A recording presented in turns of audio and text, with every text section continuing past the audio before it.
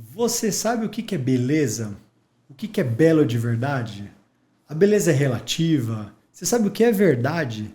Né? São esses temas que a gente tem hoje aqui com o nosso convidado. O Bruno vai falar um pouco com vocês aqui daqui a pouco, vai se apresentar. Mas para a gente começar, né, que vocês não podem perder esse podcast de hoje, já encaminhe esse podcast para um amigo empresário. Para a gente começar, vocês sabem, sempre quero saber a história por trás desse empresário que está aqui dentro, que está aqui falando. Né? Então, vou soltar a vinheta aqui, encaminhe esse podcast para aquele amigo empresário e bora lá, né? Bora soltar a vinheta?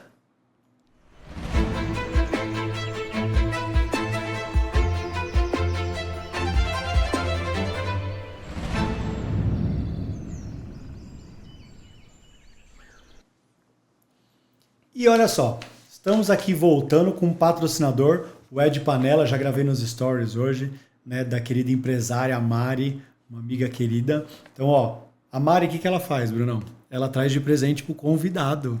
Então, esse é para você, um presente. Obrigado, muito obrigado. Da Mari. Depois todo mundo segue aí o Ed Panela no Instagram. Presentinho pra você levar pras crianças. Tá bom, tá bom. Então, vamos lá, pra gente poder começar a apresentar o Bruno. Eu até falei para ele, se apresenta, porque o Bruno tem algo a mais, e eu quero que vocês ouçam esse algo a mais, mas ele é um amigo muito querido, né, de frequentar a casa, assim, e é uma pessoa, acho que é uma das pessoas mais inteligentes que eu conheço. Vale como um mega elogio, você pode ter certeza disso. Sim. Te admiro muito, obrigado. Como os elogios dos amigos costumam ser excessivos, né? Bom, meu nome é Bruno, o Vitor já mencionou, eu sou empresário, né? Eu tenho um escritório com meu sócio, o André Roncolato. A gente tem um escritório de inovação tecnológica. E além disso, a gente tem uma escola aqui em São Caetano, Letare. A minha esposa é a diretora, a Gabriela, e a Edné, esposa do Ron, que é a coordenadora. E é uma escola, por enquanto, berçário infantil, mas a gente está na luta aí para ter o fundamental, né? Tem uma série de dificuldades, mesmo governamentais, mesmo de imóveis, né? Não é tão fácil achar um imóvel conforme a gente precisa, né? Provavelmente a gente vai ter que construir uma boa parte. Sou pai de 5 filhos, né? Minha quinta filha recém-chegada está aqui de 7 dias, né?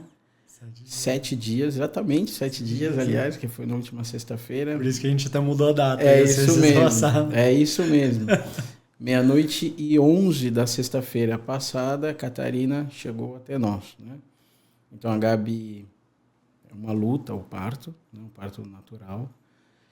Quando eu digo isso, eu queria muito que já relacionasse com o tema, né? Nossa, eu ia fazer isso, mas você já fez, né? Que é muito bonito. Isso é muito bela. É uma luta, assim, realmente emocionante, né? Dos que todos os meus filhos eu acompanho a Gabi, então eu não fico na posição do médico. O médico faz o trabalho dele, eu faço o meu trabalho, né? Eu apoio a Gabi e todos os partos que eu acompanhei, as pessoas que acompanham, todos choram. Porque a Gabi resumiu bem, né? Você faz um sacrifício tão profundo, com uma dor muito intensa, que num dado momento é como se você entregasse a vida, né? Então, o parto natural é um sacrifício, é uma doação, né? É uma ação decorrente do amor, assim, que não tem como ter mentiras, né? E a verdade ali transparece, manifesta-se, né? Muito claramente. E aí depois você vê o choro da criança, é realmente uma comunicação de uma vitória, né? Isso é muito claro. Quando termina, que a criança chora, a mãe também, o pai chora, né? Os médicos ali, você percebe de fato o que é a vida, né? Você tem um entendimento mais preciso de que qualquer conquista ela é precedida de um sacrifício, maior ou menor, mais intenso ou menos intenso, mas é isso. E acaba vingando como uma analogia para o céu, né? Eu sou católico, né? Eu fiz até uma reflexão, acho que eu mandei para você também, sobre o que é o nascimento, né? E aí eu escrevi um pouco lá, porque realmente são dias que você fica meio inspirado propriamente, né? E acabei... Depois eu mando para vocês, se vocês não têm. Sim. Mas eu mandei lá pro pessoal, e isso aqui de fato vale como ensinamento, né? Um pai que esteja pensando se vale a pena, não vale a pena. Acho que vale a pena se você puder. Claro, tem pais que passam mal, desmaiam, né? Eu soube disso. Mas você pode acompanhar a mãe, né? E você ali vai testemunhar um acontecimento belo, né? Propriamente. Eu participei dos 2 das crianças. Ótimo. De lá de dentro. Ótimo. Vambora. Não gosto muito de ver, não passo mal, claro, mas não, vamos lá. Eu falo que o parto é uma coisa assim, o meu sentimento, né? Você foi muito profundo e é muito verdade. O meu sentimento foi algo muito, parece que é mágico. Não tem explicação. É até menosprezar falar que é mágico, Sim. porque não parece que não cabe uma palavra. Sim. Porque parece que sai, você vira homem, você vira bicho, você vira defensor, você vira... Cara, você se transforma e... Sim. Assim, é muito instantâneo. Sim. Numa linguagem um pouco mais técnica, digamos assim, né? Os santos padres falam muito que quando você tem algo muito profundo, é algo que toca o mistério, né? O mistério é alguma coisa que está além da nossa compreensão. No fundo, a beleza é isso. Você percebe isso, né? Até antecipando um pouco aqui, os santos padres, aqui eu estou me baseando muito em Santo Agostinho. Sobre Deus, o que se fala? Né? Nada. Deus é, né? E nós somos contingentes, criaturas. Então, como isso está muito além do que nós podemos verbalizar, e Santo Agostinho brinca muito com isso, com os limites da linguagem, e ele usa esses limites da linguagem para mostrar e evidenciar, apontar aquilo que está além da linguagem, que no fundo é o fundamento da própria linguagem. Já no livro 1 das Confissões ele faz muito isso. Então, uma das maneiras que a igreja, mas já antes, né, que já antes no Antigo Testamento já se tem isso, é que a melhor maneira de se contemplar o mistério é pelo silêncio. Porque Deus é inefável. É alguma coisa que eu não posso falar de fato que Ele é. Por mais preciso que eu seja, por mais santo que eu seja, isso está além daquilo que é humano. E a gente percebe. Então, o modo próprio de você se posicionar, né, diante disso é através do silêncio. Então, por isso que as orações, né, elas sempre são preenchidas pelo silêncio, né? Elas são intercaladas pelo silêncio. No De Música, Santo Agostinho fala muito disso também. Na missa, o momento mais solene, a consagração, né, ele é envolto ali no silêncio. Né? Por isso toca o sininho. Né? Por isso toca o sininho, né? Tem uma série de indicações até para as crianças, né?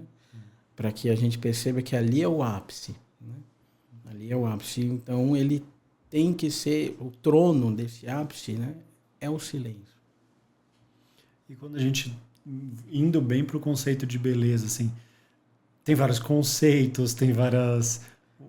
O que é verdadeiro, como eu defino o que é conceito, de onde vem esse conceito? Sim, sim. Como é que eu meço isso daí? Sim. Primeiro, uma coisa que eu sempre gostaria de falar nos podcasts, né, que é assim, eu vou falar, mas nada substitui o texto. Então, por exemplo, você quer falar do que é beleza, ou de que modo o homem captura a beleza, o livro 10º, o livro 11 do De Trinitate, do Santo Agostinho, é um caminho excelente. Né? São Paulo, São João, né? Um caminhos extraordinários. Né? O Platão, que a gente está estudando junto lá, né? no grupo de estudo da República, também. Mas entenda, eu vou falar, mas tem um degrau muito grande, né? Entre o que eu estou falando e os textos. Os textos são sempre muito mais profundos. Né? É que a fala ela é mais agradável e mais proporcional. E, normalmente, a fala precede uma leitura. Então, que a nossa conversa seja um convite à leitura destes textos, né? Que, propriamente, é insubstituível. Mas legal que você falou que ela precede a leitura e não que ela vem... Também, porque você leu, você pode falar, mas sim, que isso gere nas pessoas uma preceder, de fato. Isso, um convite, né? Um convite. Isso é uma coisa que... respeitando o que é a alma humana, né? Nós precisamos de uma questão a ser respondida, de um enigma a ser compreendido, para que você se motive a estudar. Senão, é muito difícil, é uma situação que eu vivia antes de ser católico, você entrar numa livraria, pegar um livro e falar, esse livro é interessante. Por quê? Por que isso é interessante? Tem que ter a ver com o que você vive, tem que ter a ver com o que você é, com as dificuldades que você está compreendendo, né? Com aquelas fraquezas que você quer superar.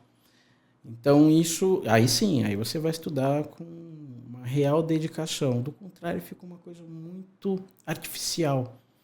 Desculpa. Imagina. Recente estava conversando com uma pessoa. Não, porque aquela menina ela é muito inteligente. Eu falei, sério, nossa, ela lê demais. Eu falei, mas o que ela gosta de ler? Ah, ela faz assinatura de livro de terror. Eu falei, e qual o estudo que ela faz? Não, ela gosta de ler livro assim. Só porque lê muito tem que ser inteligente? Sim. Sim. Esquisito. Sim. Não necessariamente, né? Então ela tá lendo um livro, assim como você vê um filme. Você pode ter esse momento de entretenimento, é lícito, né?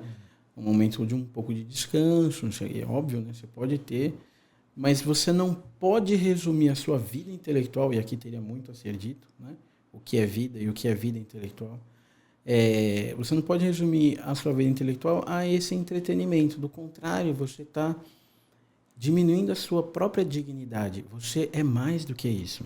Um ser que pretende se divertir. Um ser que pretende descansar no momento da diversão. Não. Você é muito mais do que... E as pessoas que estão ao seu redor, se você tem filhos, né, elas esperam muito mais de você. Muito mais, não o cara que se entretém, né? Então, aí tem uma coisa que é importante. Então, a conversa precede a leitura, porque por meio da conversa a pessoa consegue identificar temas que são de interesse, questões que são comuns. Eu fiz várias disciplinas. Esse semestre não, porque estou com muita coisa, mas no semestre anterior eu estava fazendo Santo Agostinho, que eu faço um pré-mestrado, né, na USP, com o professor Lorenzo Mami. E ali a gente está estudando o Santo Agostinho. Uma das disciplinas que eu fiz faz algum tempo, né, foi sobre a vida feliz, Beata Vita, né, do Santo Agostinho. E tinha um rapaz lá muito inteligente, muito inteligente. E aí vai ficar interessante para falar da beleza, né? E aí ele falou, bom, a gente ficou conversando, tal. E ele era um especialista de investimentos no JP Morgan. Ele tinha feito matemática e relações internacionais na USP. E agora estava fazendo filosofia. Está navegando em tudo que pode. E aí, conversa vai, conversa vem. E aí ele foi se abrindo muito, né? E ele disse assim, sabe, Bruno, por que eu quis fazer esse curso? Eu falei, não, o nome dele é André. Não sei. Porque eu queria me matar. E meu Deus. Aí eu falei, bom, então aqui ele tinha uma questão, né? Você vê que o estudo para ele era uma coisa bem presente. E aí ele falava, não, porque eu não via como ser feliz. E aí eu vi o título do livro, né? Sobre a vida feliz, Santo Agostinho. Bom, se eu tenho um livro do século IV que está me falando sobre isso, e ele ainda hoje é lido, então ele tem mais de 1.500 anos, eu acho que alguma coisa esse livro tem a dizer. Algum tema relevante, porque não é a notícia da semana passada ou do dia de ontem, das últimas 2 horas, né, do YouTube. Não. É um livro de mais de 1.500 anos que a USP está estudando, que não é católica. Qualquer universidade no mundo, talvez as árabes não, mas boa parte das universidades do mundo vai estudar o Santo Agostinho, isso é certo, né? Então, ele começou a fazer o curso. Então, entenda, né? Aqui faz sentido você aprofundar, porque a pessoa está realmente entendendo. Eu dependo disso para, de fato, viver bem. Do contrário, eu tenho uma vida que é muito artificial. E essa vida, tornando-se artificial, torna-se também insuportável. Porque toda a vida sofre. Todos nós vivemos com sofrimentos, determinados sofrimentos e tal. Você tem que ter um porquê sofrer. Porque viver é um certo sofrimento. Né? E esse porquê sofrer é uma justificativa. Então, a própria justificativa é constituída de esperança. A beleza se insere nisso. Tá? Então, ela é um reflexo de algo que você percebe que é superior. Ela é um reflexo, né? Algo que cintila no tempo, que anuncia o eterno. Isso que é a beleza. Né? Então, o sofrimento pode ser belo? Um sofrimento pode ser belíssimo. Começamos o nosso... Contanto que ele tenha um propósito proporcional. Né? Ninguém vai pegar o martelo e bater na mão, que é belo. Né? A minha esposa está dando a luz à minha filha. E para isso, é o melhor modo... Era melhor um médico falar sobre isso, mas é o melhor modo, tanto para a mãe quanto para a filha, o parto natural. Aqui tem um sofrimento que exatamente tem um propósito que o dignifica, tem uma justificativa que o dignifica, que o justifica. Né? Tem uma esperança que logo depois vai chorar dela viver. Né? Essa esperança que constitui a beleza do ato. Né? Aliás, todas as belezas remetem à vida humana neste plano. Né? Então, propriamente belo é uma vida bela. Né? Toda a arte deve servir a isso, a este propósito, ao propósito de fazer com que o homem seja feliz, seja dignamente feliz, que viva de modo condizente com as leis do eterno. A beleza tem um caráter pedagógico para nós. Né? Então, isso é bem, bem importante. Então, assim, é neste âmbito, nesse contexto se coloca a beleza. Então, não há civilização no mundo antigo, no mundo primitivo, que não tenha algo de arte. Não tenha uma tentativa de fazer arte. Todos têm. Né? Ainda que seja de modo rudimentar, mas tem. Por quê? Ele não está comendo aquilo, ele não está usando aquilo para alimentar os filhos. Ele está usando aquilo para um certo alimento, mas não é um alimento material. Né? Então, entenda, a gente tem essa necessidade, né, de nos relacionarmos com algo que percebemos mal. Né? Você sobe no alto da montanha. Ninguém sobe no alto da montanha e fecha os olhos. Seria uma atitude completamente antinatural. Você olha e você quer olhar o mais longe possível. E se tiver um pico mais alto, você vai olhar para ele. E aquele pico, além de te convidar, ele te desafia. Isso é a beleza. Né? Ela está, de fato, profundamente relacionada com a alma humana. Um animal, ele compõe a beleza, mas ele não compreende a beleza. Né? E isso é efetivamente comunicável. Qualquer civilização, em qualquer tempo, os homens procuraram subir as montanhas. Por quê? Porque a beleza, de fato, é algo que nos une. O ouro é belo. Em qualquer civilização, ele vale muito, mesmo monetariamente falando. Então, você começa a entender que a beleza tem um caráter objetivo. Não, mas a beleza é o que eu acho. A beleza é subjetiva. A beleza é subjetiva. É relativa. É relativa. Tem uma série de dificuldades aqui, mas que eu pretendo explicar rapidamente. Repito, volte aos textos. Né? Então, por exemplo, né, sobre a estética de Santo Agostinho, você tem os livros diretamente de Santo Agostinho, vale muito a pena. Mas um que eu estou estudando de modo particular é o Querel Svoboda. Então, é um professor que vai estudar a estética de Santo Agostinho. Né? E ele alça até outras pretensões. Ele vai dizer que tem uma metafísica do belo em Santo Agostinho, que eu concordo plenamente. Né? Então, quando a gente está estudando isso, a gente está procurando estudar aquilo que de fato nos une, porque algo belo, quando contemplado, sempre vai ser comunicado. Então, se você está andando, né, e você vê algo belo e você está com alguém, é muito fácil você chamar a pessoa do lado e falar, nossa, olha aquilo. Você tá viajando, né, com a sua esposa, com seus filhos. Quando você vê alguma coisa que te chama a atenção, você logo quer comunicar. Então, entenda, você quer comunicar porque é possível de ser comunicado. Se ela é totalmente subjetiva, perde sentido da comunicação. Por isso, uma das coisas que deixa a arte moderna essencialmente contraditória, e isso não é inconsciente, é consciente, né, é ela ser comunicável. Ela não pode ser comunicável se ela é absolutamente subjetiva. Tem uns artistas que eu evito falar o nome, né? Mas vou dar um exemplo aqui, se tiver crianças vendo, né? E não deixe que as crianças vejam isso sozinho.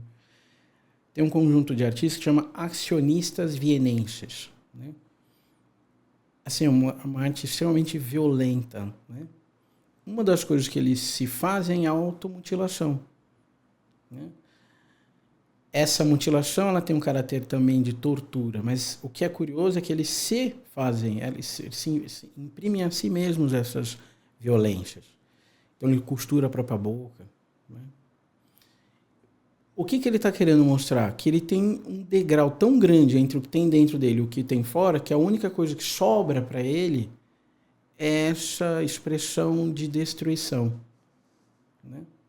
Então ele não está construindo algo, ele está querendo destruir algo. E o que ele consegue destruir, e isso é muito chocante, é ele mesmo. Mas entenda, o que tem a ver isso com beleza? Se a beleza é absolutamente subjetiva, né, então não tem como comunicá-la. Mas então eu tenho uma dificuldade no meu ser. Eu tenho uma incompatibilidade de natureza. Porque eu quero falar, mas eu não tenho condições de falar, senão aquilo que está dentro de mim, que de fato é verdadeiro. Então essas incompatibilidades, né, elevadas ao paradoxo, ao contraditório, vão fazer muitos dos artistas terem essa atitude de uma renúncia ao ser, né, uma decisão de destruição do ser. Então, eles estão no outro polo.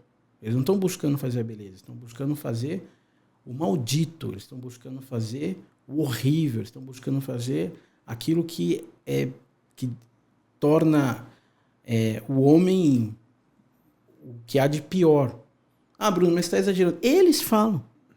Vocês podem pegar os textos, tem uma tese de mestrado de uma menina da Unicamp que vai analisar, mas que tem muitos textos que vão estudar, mas com cuidado, porque é uma coisa muito diabólica, né?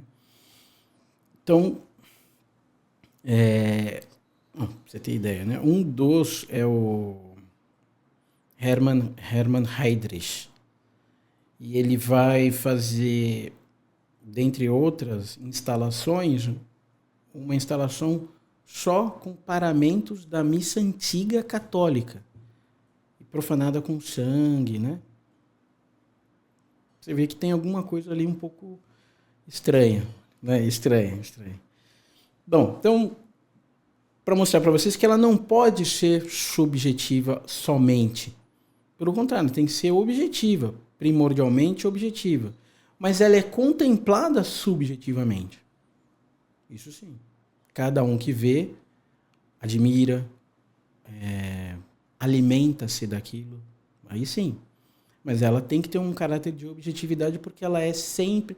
Há um desejo intrínseco de comunicá-la quando você a reconhece em algum grau. Isso é bem importante considerar.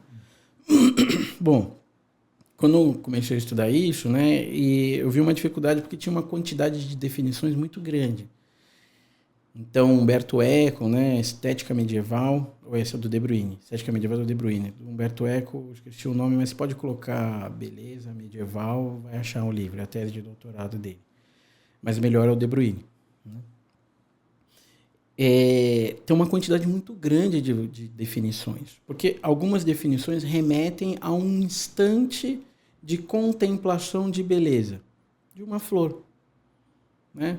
Aquele de Rebus, um livro medieval, o Eco vai colocar como exemplo disso, porque ele está admirando uma flor. Essa admiração ela é efêmera por causa da flor, que vai morrer, E é porque é um instante que você está ali olhando aquela flor naquela condição. Ou você contemplar o desabrochar de uma flor, para ficar ainda mais efêmero. Isso é belo? É belo. É belo. Então ele fala de um momento onde ele percebe que o mundo espiritual insinua-se no mundo material, propiciando a ele um intermédio, uma condição intermédia, onde ele consegue ter uma ideia, uma noção do mundo espiritual por meio da contemplação de algo material. Isso ele chama de pausa para a alma, né? O momento onde a alma pacifica-se. Todo mundo já viveu isso em algum momento. Isso é belo, é claro que é. Porque você percebe que aquilo toca você. Mas eu estou falando de alguma coisa que é efêmera. Essa é a única definição de beleza? Não. Então, assim, você pode falar no âmbito do efêmero, você pode falar no âmbito daquilo que permanece. Toda civilização que tenha um certo grau de envolvimento com a arte, os egípcios, os gregos, etc., vão trabalhar com a pedra. Por quê? É duro para chuchu. Porque ela é permanente. Ela remete a alguma coisa permanente. Ela remete a alguma coisa eterna. Ela não é eterna, mas ela remete a isso. E eu quero isso também. Porque o fato de ver uma beleza que é efêmera traz também uma certa tristeza. Porque vai se perder. Então, é possível eu capturar a beleza que é efêmera em algo que é duro, sólido, fixo, permanente? Isso é o que os medievais conseguiram com a rosácea. A rosácea é uma rosa, mas de pedra. O Humberto Eco vai falar muito disso. Mas não só. Mesmo São Tomás vai falar. Mas entendo o que está se fazendo. Eu estou identificando algo como belo, a rosa, mas eu estou identificando como que uma falha da natureza, que ela se perde. Então eu vou completar esse trabalho. A natureza, ela então deixou gaps, deixou, né, algo para ser feito pelo homem. E a arte tem essa capacidade de tornar aquilo que é efêmero permanente por meio da matéria aqui, da pedra. Então ela vai perdurar no tempo. Então, aí tem muita coisa que já foi escrita sobre isso, né? Mas a rosa tem um perfume. Na pedra eu não tenho como ter o perfume. Mas eu tenho como colocar o vitral, que permite que a luz que está passando no vidro seja contemplada, né? É que é uma coisa bonita, né? Para as pessoas que veem a igreja de fora, o que chama muito a atenção, e é belíssimo, a pedra. Para as pessoas que entram na igreja e olham a mesma rosácea, só que agora do lado de dentro, iluminada pela luz que vem de fora, ela vê as cores. E a pedra está negra. Então, para nós que estamos dentro da igreja, a igreja não é pesada de pedra, mas ela é preenchida de luz, uma luz colorida que passou pelos vitrais da igreja. Então, tudo isso está num objeto de pedra. Né? Como isso é possível? Porque alguém pensou nisso. Falou, peraí, existem elementos daquilo que permanece que são belos, existem elementos daquilo que é efêmero que são belos. É possível conciliá-los? Então, entenda, são aspectos distintos da beleza, mas que são belos.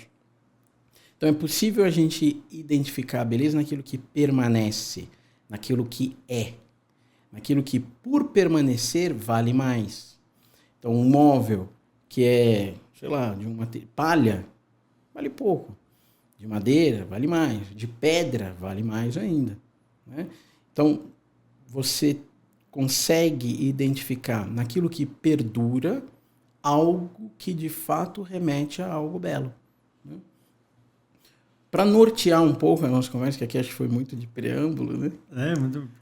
No fundo já sei alguns conceitos aí. Assim, o que é eterno, para mim, né? O que eu trouxe, o que é eterno é o que a gente sempre olha para o alto. Então você falou no começo da alma, do belo de olhar distante, o ponto mais alto.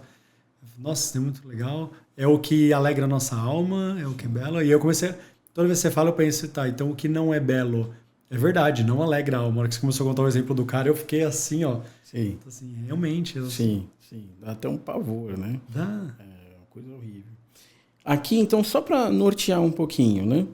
A definição mais perfeita que você tem notícia, digamos assim, no âmbito medieval, é de Santo Alberto Magno, quando ele está fazendo um comentário ao Pseudo Dionísio. Então ele vai dizer que a beleza é o esplendor, e talvez até melhor, é o resplendor da forma na proporção da matéria, na proporção das partes materiais, na proporção das partes de sua força. Porque aqui ele não pode falar só da escultura, ele está falando também do canto. Então ele não é só, para resumir, você pode falar, é o esplendor da forma na proporção da matéria. Beleza. Mas ele tem que envolver outros âmbitos. Por isso que ele vai falar de força, de partes, né? Bom, mas essa é a definição. É uma definição muito boa. Essa definição vai ser superada, digamos assim, pelo principal aluno de Santo Alberto Magno, que é o São Tomás de Aquino, né? Que a gente vai falar mais para frente. Aqui você vê uma caracterização da beleza sendo fundamentada, obviamente, numa noção aristotélica do ser. Todo ser, então, tem matéria e forma. Ah, Bruno, mas e os seres espirituais? Mas e os números? Depois a gente fala dessas coisas aí que complicam um pouco tudo, né? Mas olhando todos os seres que são constituintes, né, daquilo que você vê, todo ele tem matéria e forma. O que é matéria?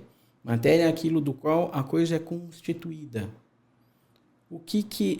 Perdão, isso é matéria. Isso foi o que eu falei, né? Sim. Matéria é tudo aquilo que constitui o ser das coisas. E o que é forma? Forma é aquilo que responde a pergunta o que é. Quando você diz isso é copo, é porque isso tem forma de corpo. Então ele tem que ter um determinado tamanho, ele tem que ter um formato que favoreça a contenção de líquidos, certo? A definição do professor, né? O que é mesa? Plano sólido sustentado a uma determinada altura. Ele pode ser sustentado e ser muito baixo, não serve de mesa, serve de plataforma. Pode ser muito alto, também não serve de mesa, serve de telhado, jazigo, né? Mas não é mesa, estão numa determinada altura proporcional ao homem, né? Mas então a forma está relacionada àquilo que dá significado ao ser. Homem, animal racional. Tem um âmbito da animalidade, cresce barba, a minha já deveria estar cortada, né? Cresce cabelo, cresce unha, a gente vai digerir os alimentos, tudo isso no âmbito animal, mas aquilo que nos distingue dos animais é a racionalidade. Então, seguindo ao modo aristotélico, que nos ensinou a definir a definição, é propriamente isso, né? Matéria e forma, matéria, aquilo que eu tenho de comum a outros, no âmbito do gênero, forma, aquilo que me distingue do outro, a espécie, né? Então, aquilo que me distingue deste conjunto, aquilo que é próprio somente de uma determinada espécie. Então, animal racional é uma boa definição, é a definição que é a referência para qualquer coisa, porque ela é mais fácil de entender e a gente consegue entender com clareza por causa do que é o que a gente é. Tá bom, então o Santo Alberto Magno ele está se utilizando dessa noção de realidade. Então, no ser, a matéria, aquilo que constitui, e a forma, aquilo que dá significado ao ser. Do para que serve. Do para que serve, do que é, dos seus limitantes. Um copo não pode ser um prato. E um prato não pode ser um copo. Então, quando bem entendida, a forma é aquilo através da qual a coisa é deste modo e não de outro. Para você realmente entender o que o Aristóteles está falando aqui, você tem que entender o que é um teorema. Ah, Bruno, esse é um exemplo absurdo. Não, é um exemplo dele. É o exemplo dele. Ele mesmo. Tá? Então, ele está usando a matemática como referência. E isso significa muita coisa. Muita. Espero um dia entender plenamente para poder explicar, mas enfim, o que eu puder eu vou explicar, né, no que a gente está conversando. Mas então é compreender o significado da coisa porque ela é deste modo e não de outro. Então quando você demonstrou o teorema de Pitágoras, você só não demonstrou aquela via. Você mostrou que ele é daquele modo e não pode ser de outro modo. Então você definiu. Você deu a forma de fato. Tá? Então, quando o Santo Alberto Magno está se utilizando disso, ele está se utilizando dessa noção aristotélica de matéria e forma. Então, a matéria está fora de mim e constitui as coisas, e a forma está fora de mim e constitui as coisas. Ah, Bruno, mas eu gostaria de definir forma no modo São Tomás. Depois a gente pode conversar. Mas o que eu só queria ressaltar aqui é que é evidente que o significado das coisas está fora de nós. Quer dizer, você chegar a um ponto de questionar isso e você entender que o significado é um aporte do sujeito à coisa, tudo bem, você pode, na história da filosofia, tem uma série de motivos de se chegar a esse ponto. Mas é uma atitude antirracional. Quem começou a fazer isso não foi o Kant, mas o Kant deu a sua forma final. Então, para o Kant, forma ou fenômeno é aquilo que o sujeito aporta à coisa. Isso não é possível. Por que isso não é possível? Porque quando você nasce, a coisa e Santo Agostinho vai definir isso nas Confissões de modo simplesmente extraordinário. Leia o livro. Né? Quando você nasce, qual é o primeiro ato que você tem? Você vai começar a respirar, tá bom. Mas um ato que está relacionado à linguagem. Você vai chorar. E aí ele vai, deste ato, ele vai entender uma coisa que é muito profunda. Você chora porque tem uma carência. O senso de unidade que a criança tinha quando dentro da barriga da mãe, ele é absoluto. Entenda absoluto, né, nas condições que eu estou dizendo. É um bebê, ele vive no tempo, certo? Mas por quê? Porque ele não tem carência. Ele precisa, um cordão umbilical o supre. Ponto final. A partir do momento que ele nasce, corta seu cordão umbilical e ele vai chorar, porque ele tem alguma carência. Então ele vai associar um significado a um termo, a uma linguagem, ainda que rudimentar. Mas essa linguagem que está sendo constituída naquele ser, ela já remete a uma carência. Então, se o significado ele é um aporte do sujeito, ele não tinha que ter carência. Não sei se você entende o que eu quero dizer. Não faz sentido a pessoa entender que todo o significado é um aporte do sujeito. Não. Pelo contrário. Aqui, a fundação subjetiva da linguagem na pessoa se dá em função de uma carência. Tá certo? Então, sim, ele está nominando o que ele não tem. E ele precisa. E ele, de fato, precisa. Ah, mas ele não tem ciência clara do que ele precisa. Óbvio que não, é um bebê. Mas entenda como se dá, né? Essa coisa, então, se dá em função de uma carência identificada, uma necessidade identificada no ser do bebê. Ah, mas ele não tem consciência. Tá bom, tá bom. Você pode dar um passo a mais aqui, né? Aqui, aqueles que forem tomistas, discípulos diretos do Cardeal Caetano, vão ficar estranhando, né? Mas não só o Cornélio Fabro, o professor Cristian Ferraro também, e outros, vão compreender uma coisa que está em São Tomás, e uma das coisas que eu quero colocar na minha tese é que também está em Santo Agostinho, né? E no fundo, São Tomás pegou de Santo Agostinho. Ah, você é o único que faz isso. Não, não sou o único. Mas, enfim, do que se trata? Quando, então, nós temos esse ato fundante da linguagem no âmbito pessoal, o choro, a criança remete a uma necessidade. Essa necessidade se mostra a ela como uma vontade, um desejo. Ela quer suprir aquela necessidade, aquela carência. Então, o movimento primordial da alma, subjetivamente falando, é da vontade. Não é mais católico, você não é tomista, você... Calma, né? Calma, vamos por partes. Tudo que nós compreendemos, antes de compreendermos, queremos compreender. Nós procuramos compreender. Não tem jeito de ser diferente. Daí a gente ter falado a conversa precede a leitura. Porque você vai abrir o livro porque você quer ler o livro. Não tem outro modo de ser. Já no início. Então a alma, ela é movida pela vontade. Mas isso não está em São Tomás. Então vocês podem olhar lá no De Veritate.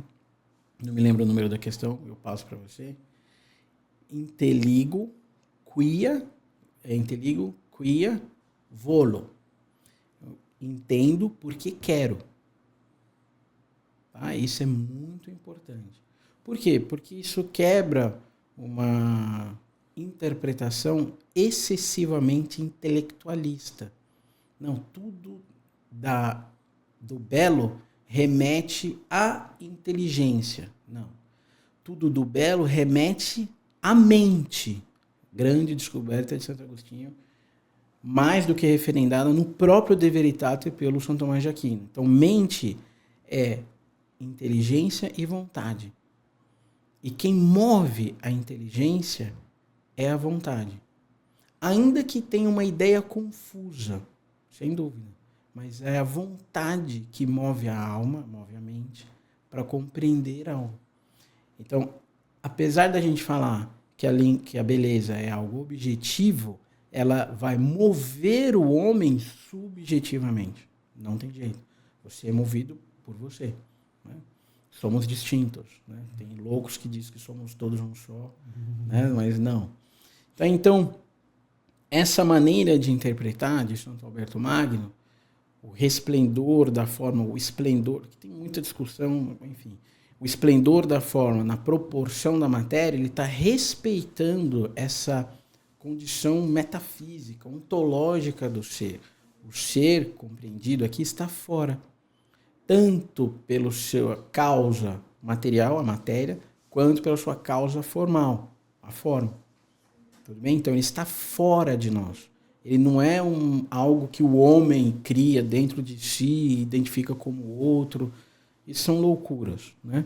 Depois a gente pode detalhar um pouco por que isso vem, né? Por que isso nasce, mas a gente pode entender mais para frente. Então, respeitando essa condição, é possível então você contemplar o belo. Mas não é que você tem que forçar para respeitar.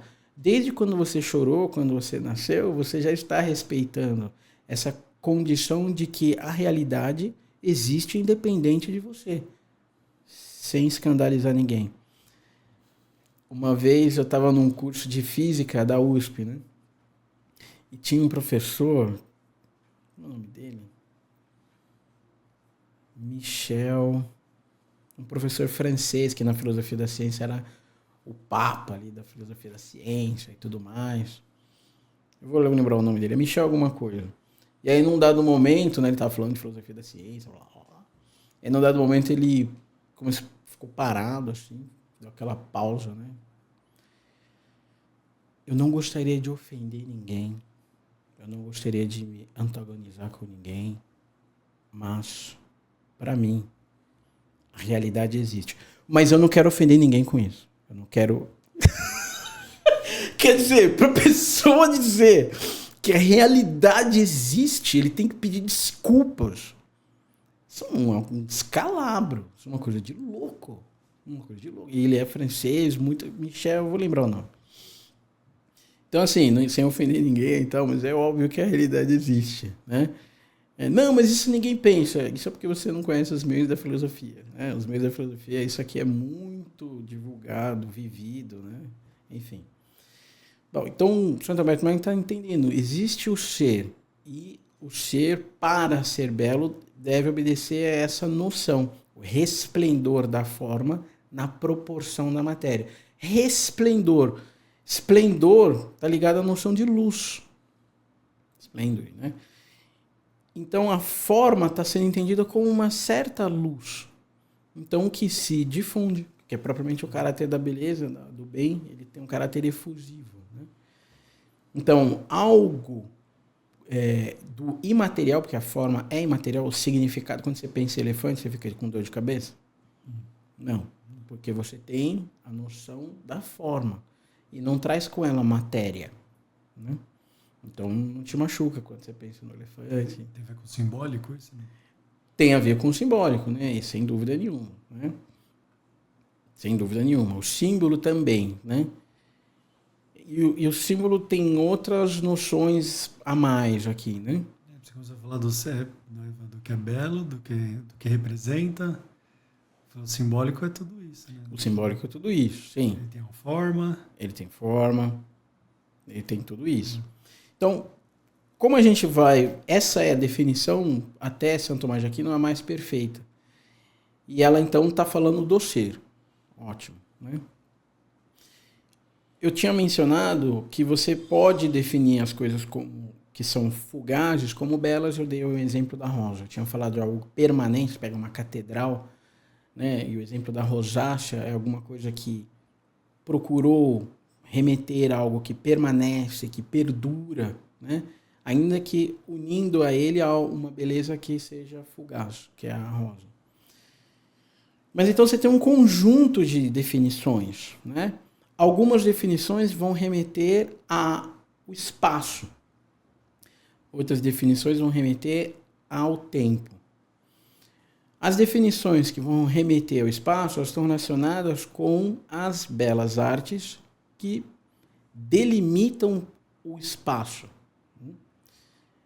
A rainha das artes do espaço é a arquitetura, porque dentro dela você pode colocar a escultura e a pintura. Elas estão delimitando o espaço. Delimitar o espaço numa certa proporção, na proporção da matéria, no resplendor da forma, é algo belo. Né? Do outro lado, você pode pensar em alguma coisa que delimita o tempo. E nisso você vai estar falando das belas artes relacionadas ao tempo. A rainha das belas artes do tempo é o teatro. Porque dentro do teatro você tem a música, a poesia e a dança. Né? Então você está vendo? Você vai criando um conjunto de definições.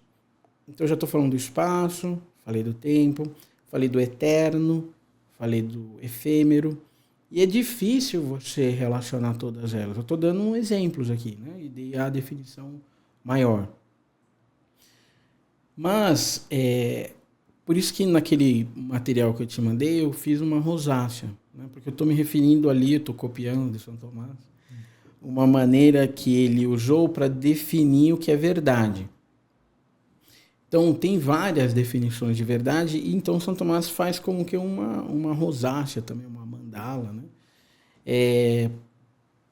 Para localizar todas essas definições. Né?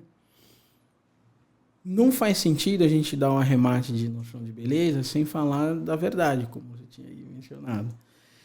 Bom, Santo Agostinho fala, beleza é o que é. Verdade, está no Solilóquios. Por outro lado, você pega Santilário no De Trinitate, que eu estou usando muito o De Bruyne, tá? Não é que eu li o Santilário, né? Mas ele vai falar que a verdade é o manifestativo do ser. Manifesta-se aonde? Na inteligência. Então, você tem definições que algumas vão estar mais ligadas ao sujeito, manifestativo do ser, definição de verdade. Então, eu estou me referindo aqui ao questão 1, artigo 1 do De Veritate do São Tomás de Aquino, lá também tem. Algumas vão estar muito relacionadas ao sujeito, manifestativo do ser, manifestativo, né, declarativo, e outras vão estar ligadas muito ao objeto. Então, umas estão ligadas ao sujeito, outras estão ligadas ao objeto. Verdade é o que é. E o Santo Tomás vai colocar a definição de... Ele põe como Isaac, mas parece que não é de Isaac, é do Avicena. Isso é o professor Christopher Ferraro que vai falar. Que a verdade é a adequação do sujeito ao objeto. A conformidade do sujeito ao objeto. Lembra que eu falei da forma? Que forma de copo é aquilo que dá significado a este ser copo? Ou seja, é verdadeiro. É verdadeiro. Então, quando você tem a verdade? Quando a forma de copo está no copo e na sua inteligência. Certo? Então, ela está conforme. Há uma simetria aqui. Aquilo que define o ser define também a sua inteligência. Aquilo que dá limite ao ser e também dá limite à sua inteligência com relação ao conceito que você está fazendo daquela coisa. Deixando um pouquinho de lado o Santo Agostinho, com todo respeito, né? Mas olhando o Santo Tomás de Aquino, a essência que está lá na coisa, ela vai também definir o ser, o conceito de ser, deste ser específico na sua inteligência. E a medida é dada pela essência, mas o ato que está aqui e que vai também estar na sua inteligência é o ato de ser. Então, eu não posso simplesmente entender que tudo aquilo que está envolvido no copo e é ser está ligado à matéria. Não, a essência também é ser. E esse ser da matéria vai ser o que de fato primeiro você concebe na inteligência. Então, esse é um modo muito profundo de entender a noção de verdade, né? Muito em conformidade com a metafísica. Então, o que está no copo, definindo o que copo é o que de fato vai definir a sua mente. Então, o máximo que você tiver de conformidade com o objeto é o máximo que você vai ter de verdade. Então, a verdade é objetiva. A verdade é definida a verdade deste objeto é definida pelos limites dele, pela essência dele.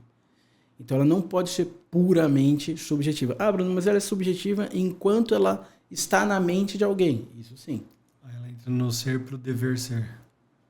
Vai. Porque na medida em que você tem um entendimento do que a coisa é, isso serve para você como regra. Sim. Né? É que eu acho que as pessoas tentam trazer a verdade para o que é para o dever ser, ou porque deveria ser. Aí entra a subjetividade, porque ela não é de fato. Sim, ou seja, deixa de ser verdade. Sim, sim. Então, por exemplo, né, quando a Hannah Arendt está comentando o Heidegger, e aí o Heidegger dá umas brincadas assim, ele diz assim, qual é a definição de homem, então? Animal racional. Mas quando você é racional? Quando você dorme? Quando você faz alguma coisa sem pensar? E aí? Acabei de dar a definição. Vale ou não vale? É o dever ser. E aí? Não é tão fácil. Porque você não precisa ter o tempo inteiro aquela capacidade desperta. Ela pode estar por diversos motivos, ele vai discutir isso longamente, mundo, finitude e solidão, quando o homem adormece a própria capacidade intelectual com a capacidade intelectual. Por exemplo, no passatempo. É um dever ser ao contrário, você não deve ser não racional. Mas as pessoas querem esse dever ser sem compromisso. Certo? Certo? Então ela está desligando. Com a razão, ela está desligando a razão. O que é uma coisa que remete à razão em função da sua natureza. Ela é espiritual, né? Então ela pode voltar-se sobre si mesma. Mas ela pode voltar-se contra si mesma. Então, essas definições, elas são no âmbito da natureza. Você não precisa estar presente com ela o tempo inteiro para que você seja, então, racional. Você pode ter a possibilidade, a potência, a capacidade, né? Ainda que seja uma capacidade longínqua. Quando a gente tem um bebê anencéfalo, eu digo animal racional, mas cadê a racionalidade dele? Está na alma dele, mas não está manifesta no corpo. Mas eu continuo dizendo o animal racional e a dignidade que ele tem perante os direitos, a vida, etc., é a mesma que a minha. Apesar de não estar manifesto nele.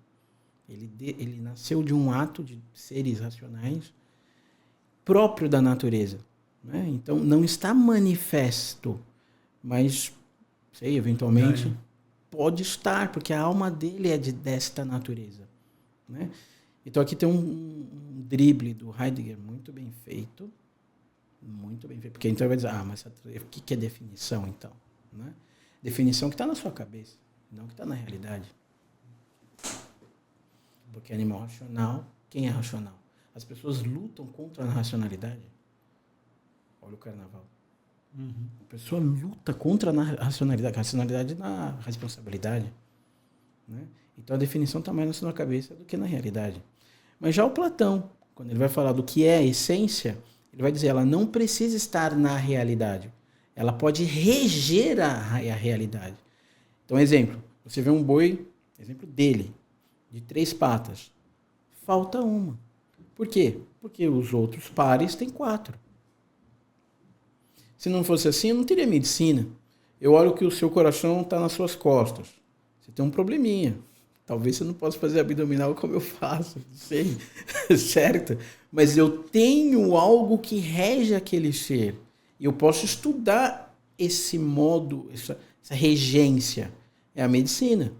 Eu posso fazer isso com a medicina, eu posso fazer isso com todas as ciências. Né?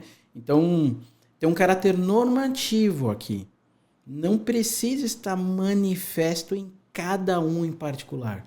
Pode nascer uma pessoa sem os olhos. Isso não faz com que a definição de homem seja outra. Inclusive, eu percebo que nele há uma carência, há uma falta.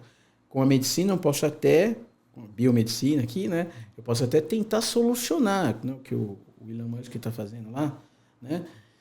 De você conseguir fazer com que a capacidade que ele tenha de enxergar, que está no cérebro, não no olho, seja utilizada por meio de um dispositivo que substitui o olho. Mas entenda, eu estou suprindo uma carência. Tanto é que ele tem a capacidade.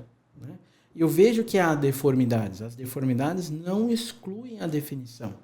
Pelo contrário, faz com que eu possa distinguir o que é apto, o que é adequado, do que não está adequado. Uma pessoa de 3 pernas não está adequada ao ser humano. Né? Mas vamos cortar, não vamos... Isso é uma questão médica. Mas não é porque existe 1, 2, 3 que não estão conformes à definição que a definição deixa de ser. A definição está além dos particulares. A definição une todos, evidentemente considerando aquilo que existe em sua maioria. Né? É uma coisa até da ciência. Né? Quantas patas tem a aranha? 8.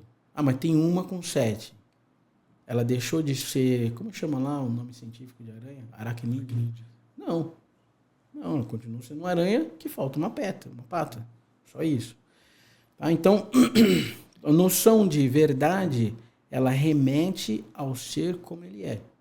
E eu tenho que me conformar a esse ser externo a mim para que eu possa ter a noção correta de verdade, fazer essa conformidade. Aquilo que está em ato, aquilo que está realizado no copo, é o que vai determinar os meus sentidos e vai informar a minha inteligência daquela forma. Eu estou usando as formas em latim traduzidas, né? Mas, enfim, o português se dá muito bem com isso. O inglês não, mas o português sim. Né? Então, essa é a característica que você tem que ter sumamente. E aí você começa, de fato, a se alimentar. Porque assim como o alimento tem nele um caráter de alteridade outro, e por isso ele se alimenta, e por isso você consegue se alimentar dele, também é beleza. Né? Também é beleza. Então ela tem essa possibilidade, digamos assim, de alimentar o homem.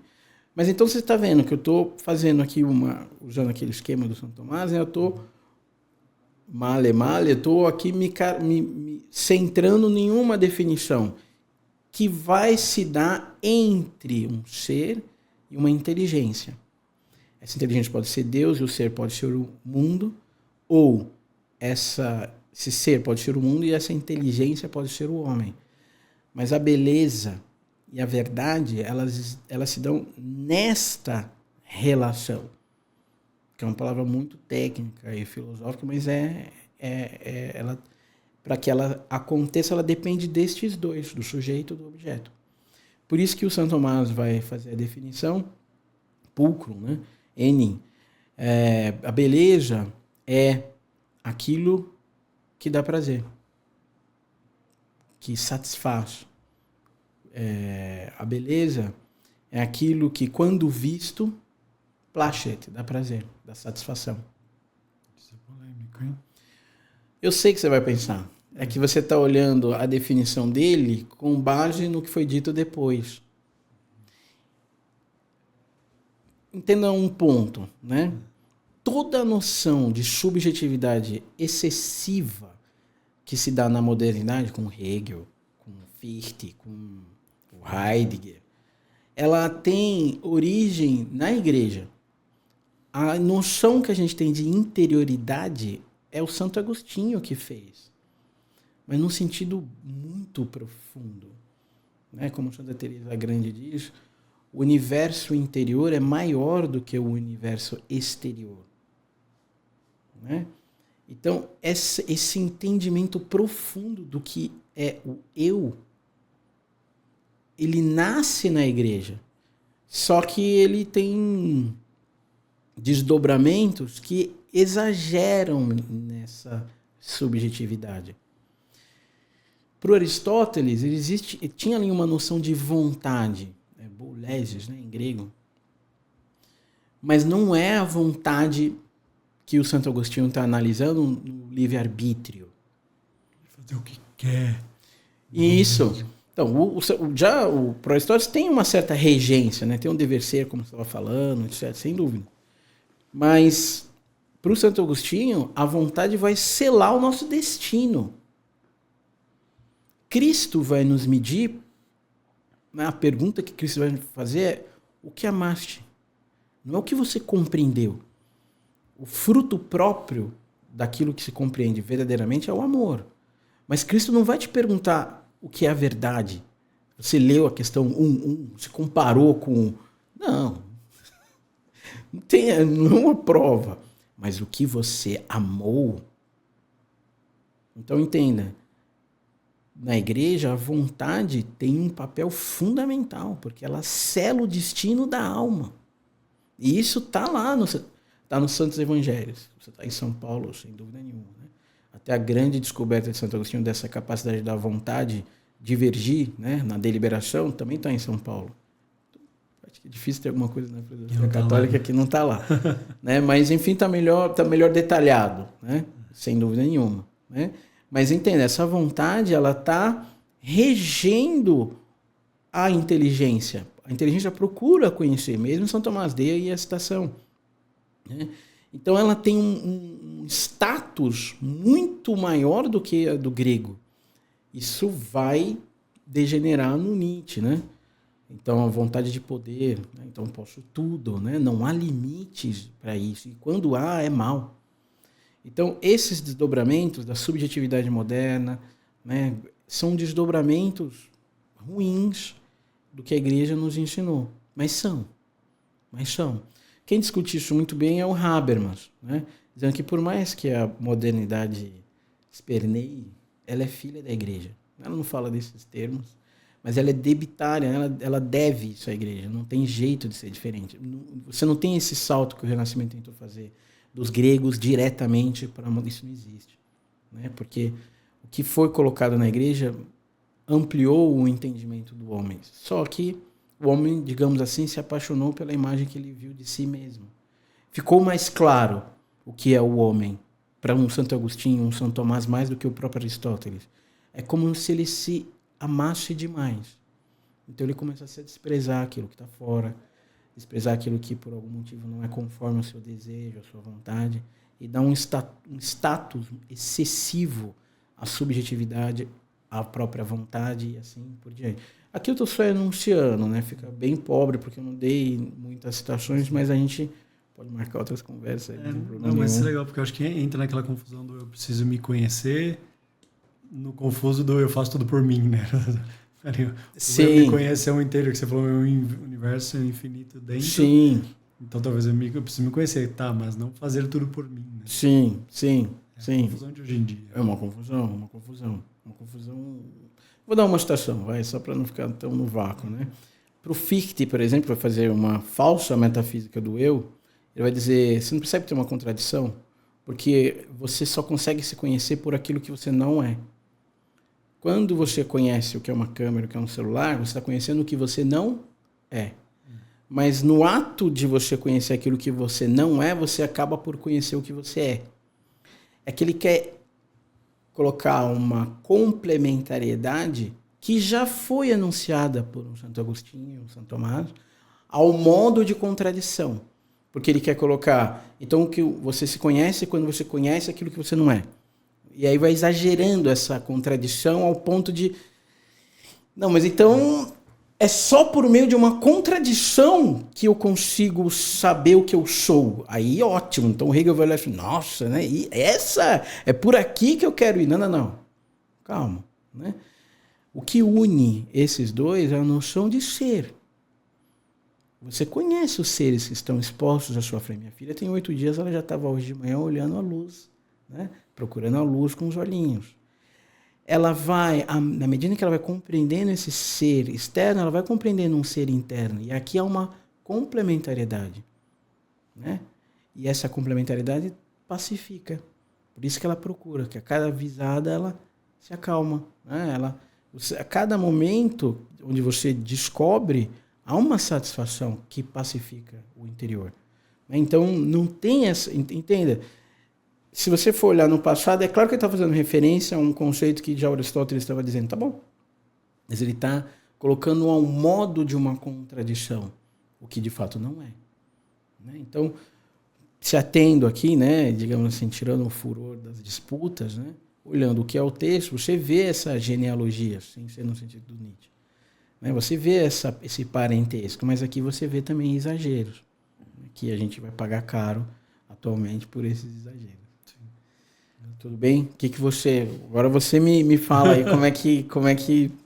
Acho que eu falei aqui demais e não dei aqui um arremate final. Desculpa. Não, que isso. Eu acho que pela sua hora, né?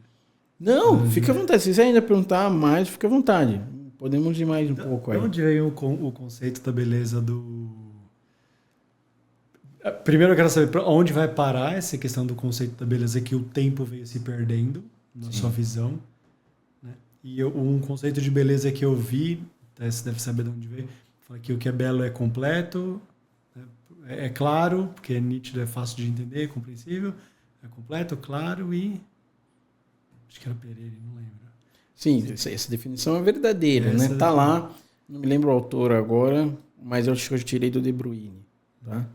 Mas é verdadeira, então beleza é completa, ela completa, né? Então, a rosácea eu não vejo na natureza. Mas eu vejo, de fato, que há ali algo belo. Ela é una, né? Então, os sons eu vejo na natureza, né? O Ratzinger vai fazer um comentário interessante, né? Os seres marinhos, eles têm silêncio. Os seres terrestres, eles gritam. Mas os seres, as aves, elas cantam. Você vê isso na natureza, mas separado. Então, a partir do Pitágoras, a noção de música, ela reúne aquilo que na natureza está disperso. Então, isso é uma propriedade da beleza. Então, você está, de fato, completando a criação. Está completando a natureza. Aquilo que, por algum motivo, não está unido, você está unindo num objeto artificial. Né? E está remetendo a uma beleza superior, sem dúvida nenhuma. Né? Então, essa é uma definição correta, né? Sem dúvida nenhuma. Ela não é completa. Não é completa, porque não vai ter nem vai ter a completa. Entendeu? Por isso que eu cheguei ali na mandala. Não tem... Ah, Bruno, você inventou uma... Não. Eu vou repetir. Eu copiei a noção que o Santo Tomás de Aquino faz no De Veritate 1 para a noção, definição, para as definições de verdade. Eu usei o mesmo esquema, copiado, plagiado, nas definições de beleza, né? Acabei dando algumas, só para não confundir, porque a gente não tem aqui a mandala, então... Mas depois a gente pode detalhar mais, você vê como fazer. Como degenerou? Essa é uma pergunta muito, muito profunda, né? Muito profunda.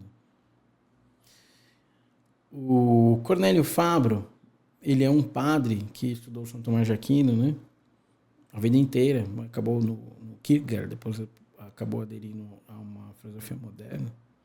Mas, enfim, ele fez um trabalho muito extraordinário. E ele vai seguir uma denúncia do Heidegger, né? Que o Heidegger 1, mas o Heidegger 1, 2, o Heidegger no início, né? Ele vai dizer que o homem ocidental esqueceu o ser. Quer dizer, então, os homens ficavam estudando, né, e na filosofia, na arte, na ciência, e esqueceram o ser. Não é pouco? Como assim? E o último que falou do ser seria o Parmênides. Tem um discípulo do Heidegger, que é Bolt, se eu não me engano, que vai dizer que ele tinha razão, mas com exceção de São Tomás de Aquino. E ele é um discípulo do Heidegger. Isso vale muito. O padre Cornélio Fabro acabou estudando muito o existencialismo, e nisso o Heidegger deu um curso sobre a metafísica de 5 anos, do Aristóteles. E o Aristóteles, na metafísica, diz: ser é aquilo que buscamos. E nisso ele percebia um fator limitante no que ele estava estudando. Quem vai completar é o São Tomás de Aquino. Mas o Heidegger não considerou, não conhecia, pode ser também, a solução tomista. Então, se aqui ele tem um mérito, porque ele colocou em questão o que de fato as pessoas estudam quando estudam. Lembra que eu falei da forma, né? Eu falei conformidade, eu falei da essência que o Platão descobre num modo mais claro, digamos assim, e depois o Aristóteles, né? Essas maneiras de olhar, elas acabaram ficando muito ligadas à essência. E a essência tomada como parte constitutiva do ser. Tá? Essa essência, assim tomada, acabou tendo raízes muito fortes dentro do homem. E acabou criando uma certa cisão. Então, o homem que conhece as essências, ele está num outro plano que o da existência. E aqui a existência estou usando de propósito, né? Então, é como se existisse o mundo das aparências, X é D, e aqui a ideia de existência é que é distinto da causa. Então, eu estou vendo o mundo das aparências, a existência, que, portanto, não é o seu sujeito mais profundo, digamos assim, e eu tenho um mundo interior. Eu tenho um mundo da experiência sensível, cientificista. Tudo é experimento, até na física quântica, certo? E isso rege, não, isso aqui é verdadeiro, é um experimento, e o experimento é verdadeiro, ainda que seja naquelas condições específicas, como até o David Hume reconhece, certo? E tem um mundo da experiência interior, que foi separado no momento da experiência de compreensão, como a gente vai falar. Então tem uma segregação aqui. Essa segregação então se dá no mundo exterior, onde a essência está ligada à existência, mas ela é autônoma em função dessa existência das coisas, e um mundo interior. Essa separação ela é excessiva. Eu dei um exemplo do Fichte, mas podia dar outros exemplos, né? Então, a ciência moderna ela vai conciliar isso falando da matemática e da experiência científica. Então, ela faz uma união, mas não metafísica, né? Por isso que eu não tenho limites para o que a ciência pode fazer. Ela mesma se dá as suas próprias regras. Ela não quer admitir regras morais, né, ou éticas da realidade. Então, mas eu posso fazer um bebê que não tenha pai nem mãe no laboratório. Eu vou fazer. Eu posso fazer um rato com 10 patas. Posso fazer, estou dando exemplos reais, né? Eu posso fazer a galinha ter dentes, desenvolvendo um gene que está lá dormente, mas que está lá. Então, eu vou criando monstros. Não é propriamente o Frankenstein, né? O conto. Então, não há limites. O que eu quero é o que posso fazer e ponto final. Então, uma certa revolta. é uma revolta profundamente metafísica, né, que dissocia o mundo interior do mundo exterior. E é como que esses mundos lutassem. Essa imagem da luta do homem interior com o mundo exterior, a Hannah Arendt põe muito bem Entre o Passado e o Futuro, onde ela vai dizer que o experimento é como a captura da verdade, como eu capturo uma fera por uma jaula, por uma armadilha com jaula, eu capturo a verdade do ser. Mas então ela não quer se mostrar a mim. Ela quer ocultar-se. Tem um pouco de verdade nisso. Deus, né, no livro dos Provérbios, se eu não me engano, vai dizer: a felicidade do sábio é desdobrar, né, descobrir os enigmas. Agora não me lembro a palavra que está lá. Mas de descobrir, de conhecer. Né? Esse é o ofício do sábio. Então há algo oculto que está lá para que a gente possa vencer por um certo sacrifício e conquistar aquele conhecimento. Mas não é que aquilo está contra mim.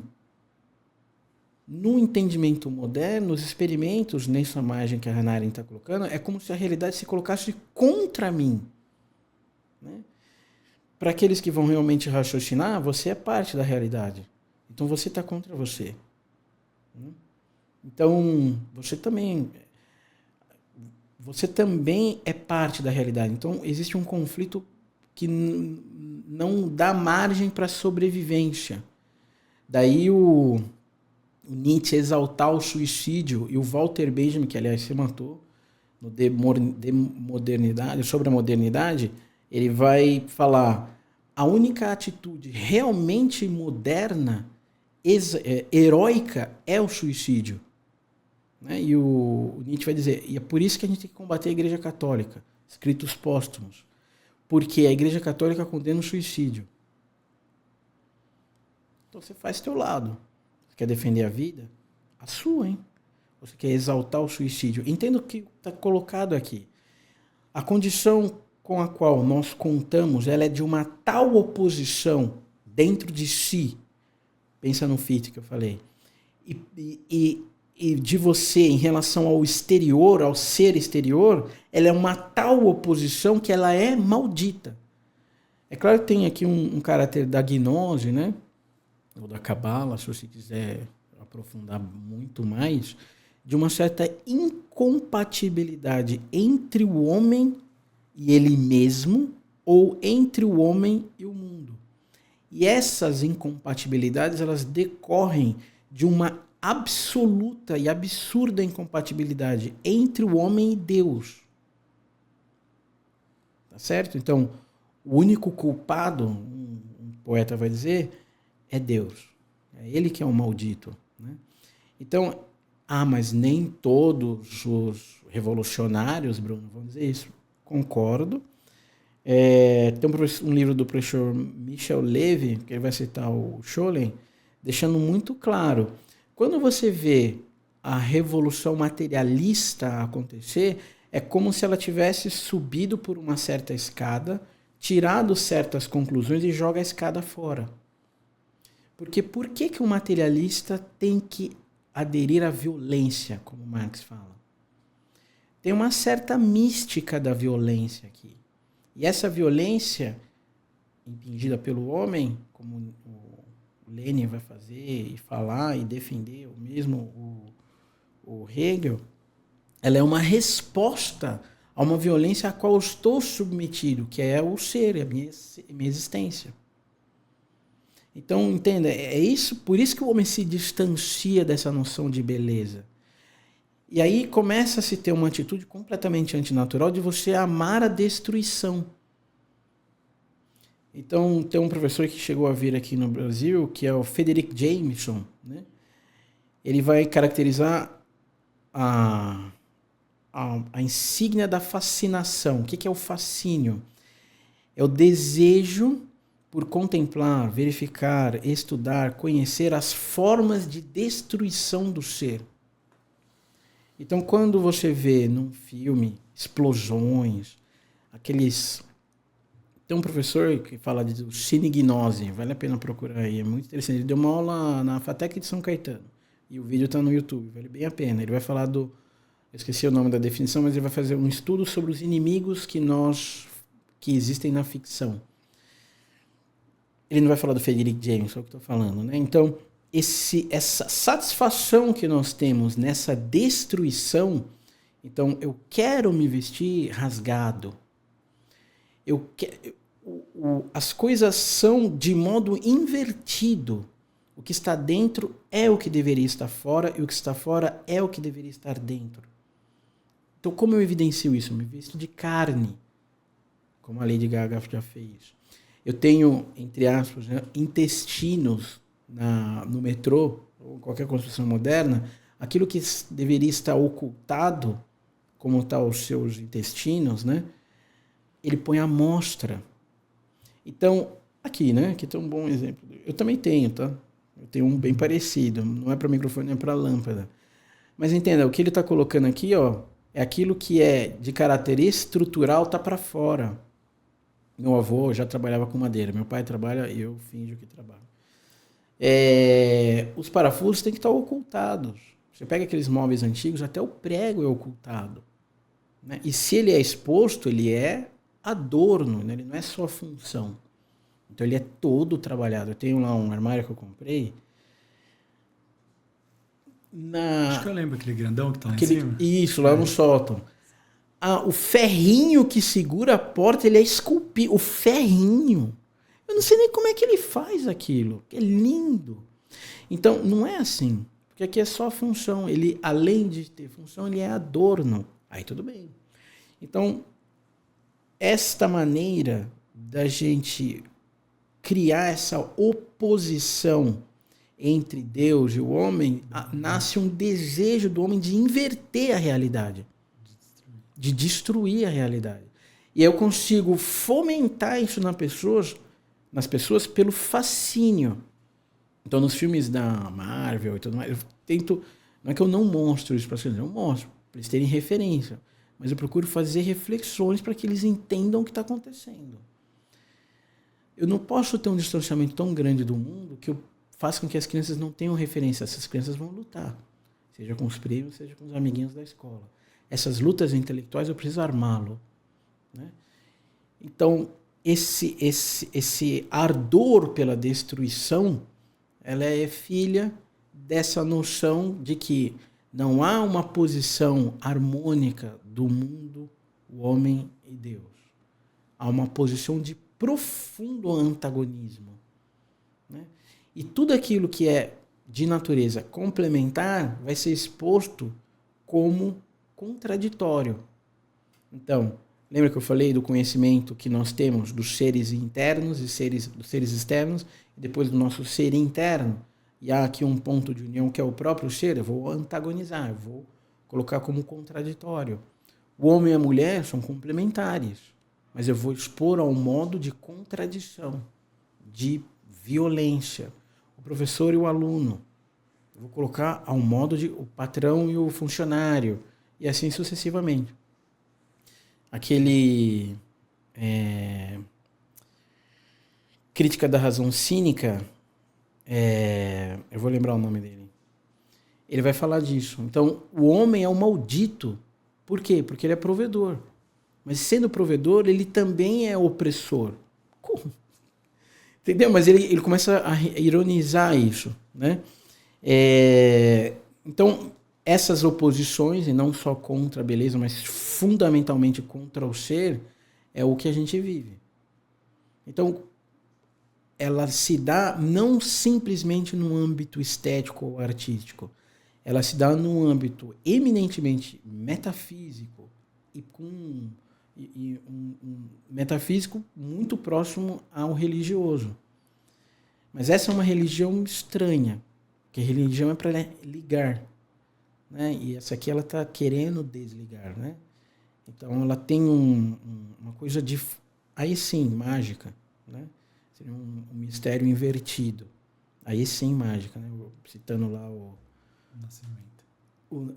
Entendeu? Mas aqui ele quer o suicídio, né? Os acionistas vieneses que eu falei, eles falam disso. Então tem lá uma simulação de um artista com um machado na cabeça. Ele pinta o machado, mas realmente abrindo a cabeça, né? Eles matam animais e se sujam com sangue. Isso dentro da universidade, né? Em 1960 eles começaram. Então, assim, que arte é essa? Eles pegam velas pretas que vão compor o recinto que eles vão fazer o sacrifício daquele animal. Isso é arte? Seja sincero. Imagina o cheiro do local. O Heydrich, ele fica 7 dias numa fazenda. Uma das ações é pegar um boi e fazer as pessoas se sujarem com os órgãos daquele boi. Você acha que isso é arte? Do que a gente está falando aqui?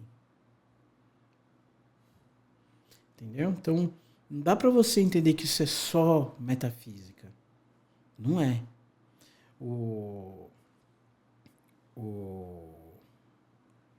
Aquele que ganhou o prêmio Nobel de Literatura,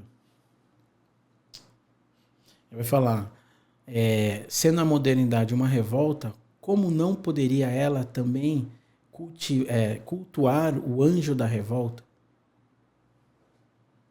Entendeu? Então, claro que está ligado diretamente a um certo satanismo. Ah, mas isso está em todos os livros? É óbvio que não. Mas está indicado em vários. Se você vê um autor exaltando o suicídio, Otávio Paz. É que tem um livrão lá, um livro completo, vários livros, eu nem me lembro o livro que tá. Não lembro se é os signos em rotação, mas enfim, tem lá. Agora no Google é muito fácil, né?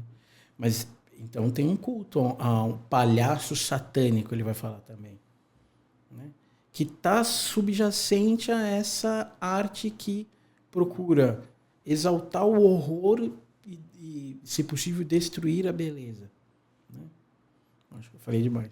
Bom, só para a gente encerrar assim, mas eu queria que você deixasse um caminho para quem se apaixonou, né? Você falou no começo, isso aí precede a leitura. Tá, leitura do quê?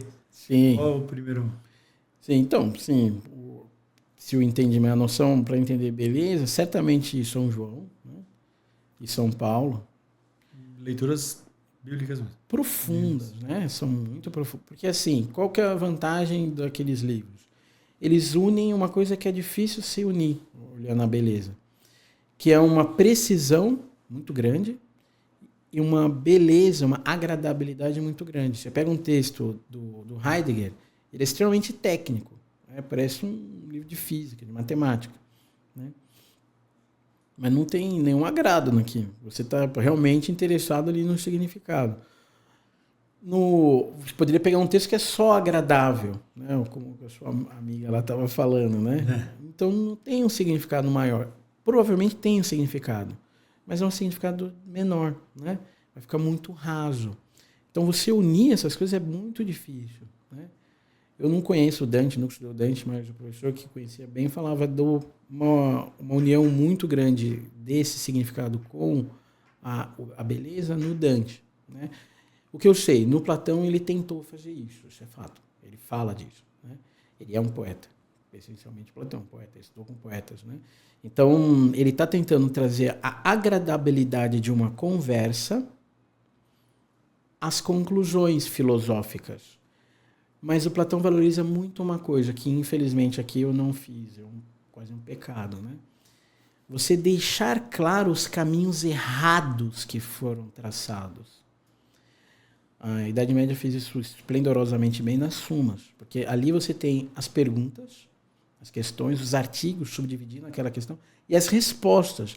E deixando claro por que aquelas outras hipóteses são falsas. Isso vale ouro.